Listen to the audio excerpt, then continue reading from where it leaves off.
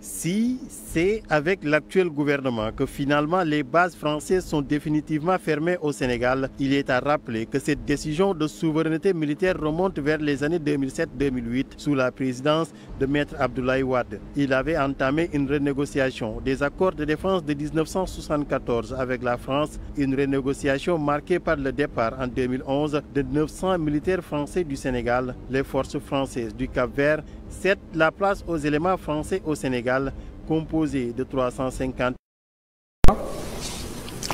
dafa ci defoon ay dispositions yoo xam ni su président bi amee problème rek armée française bi intervenir bu ñu la bëggee renverser ñu taxawal la man maa ko dindi.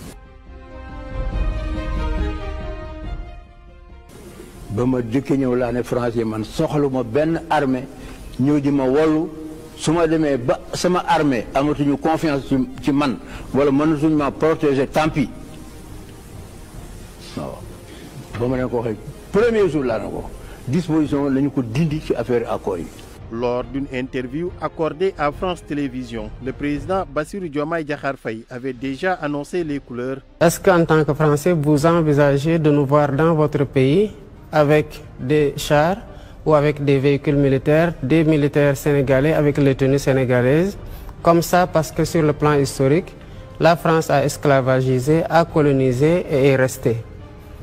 Évidemment, je pense que quand vous inversez un peu les rôles, vous concevrez très mal qu'une autre armée, la Chine, la Russie, le Sénégal ou n'importe quel autre pays puisse avoir une base militaire en France. Donc les soldats français doivent partir? Il n'y a pas encore de délai de rigueur par rapport à ça, et si ça doit être fait, cela sera dit aux autorités françaises qui en auront la primeur et suivant les calendriers établis.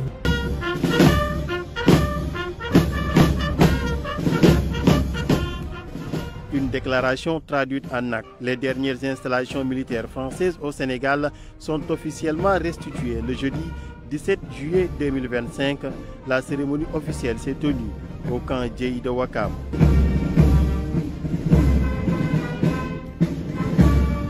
Une cérémonie officielle marquée par la présence de hautes autorités des armées françaises et sénégalaises, mais aussi d'autorités coutumières.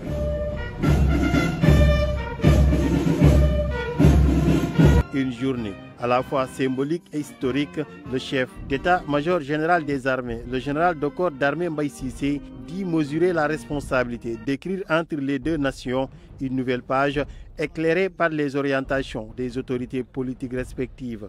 En exécution de la volonté politique exprimée par nos plus hautes autorités de donner un nouveau contenu au partenariat multiséculaire entre la France et le Sénégal, nos deux armées ont matérialisé cette vision et circonscrit de nouveaux objectifs pour faire cap vers un partenariat rénové.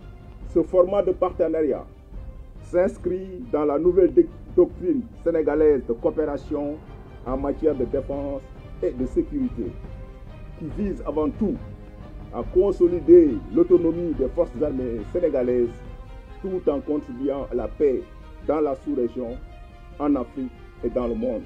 Les camps Saint-Exupéry et Maréchal de Anne, l'escale aérienne de Diass, la cité résidentielle de la Pointe, les installations navales du camp Proté, le centre d'émission de Rufisque et le camp Djeyi sont aujourd'hui entre les mains des autorités sénégalaises. La France a toujours entretenu avec le Sénégal une relation de coopération militaire variée, couvrant principalement les domaines de la formation, de l'entraînement et du soutien logistique.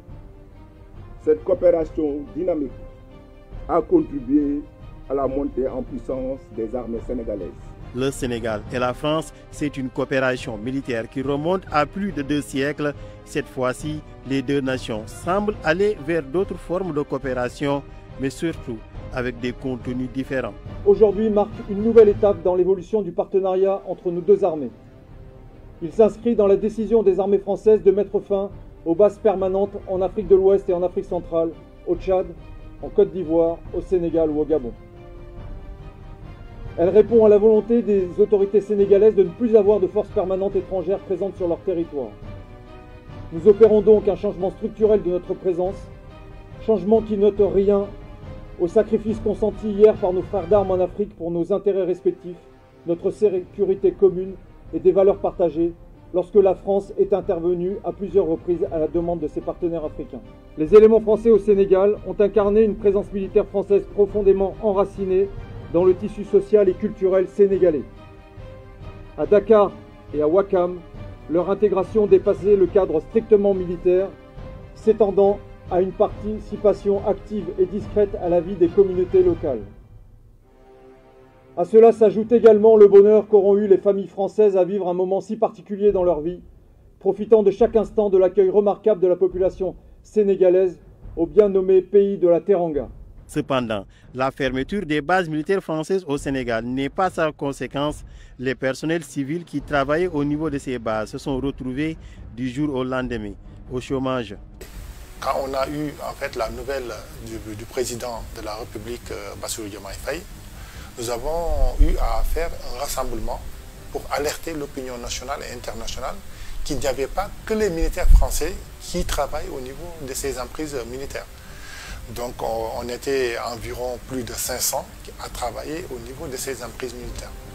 Certes, 162 personnels civils en emploi direct et plus de 200 et quelques en emploi indirect. Raison pour laquelle nous nous étions levés pour alerter, pour que en fait, nous soyons pris en charge, pour éviter que nous soyons en fait les agneaux du sacrifice. Un choc pour tous ces responsables avec des préjudices incommensurables. On se préparait certes à une restructuration, mais pas à une fermeture définitive. Ce qui fait qu'en fait, quand on a appris la nouvelle, en fait, les gens étaient angoissés du fait qu'en fait de perdre leur emploi. Au niveau sanitaire, parce qu'on avait un institut prévoyance maladie qui nous prenait en charge à hauteur de 80%. On avait aussi une mutuelle sociale qui avait au moins un budget de 85 millions pour en fait des secours, les excursions pour nos enfants et autres, beaucoup de choses en fait. Il y a beaucoup de rubriques en fait au niveau de cette institution. Et on a perdu, il y a aussi le fait de suspendre une suspension de nos cotisations au niveau de l'IPRES, pour la retraite. Le camp Dieye ferme ainsi ses portes.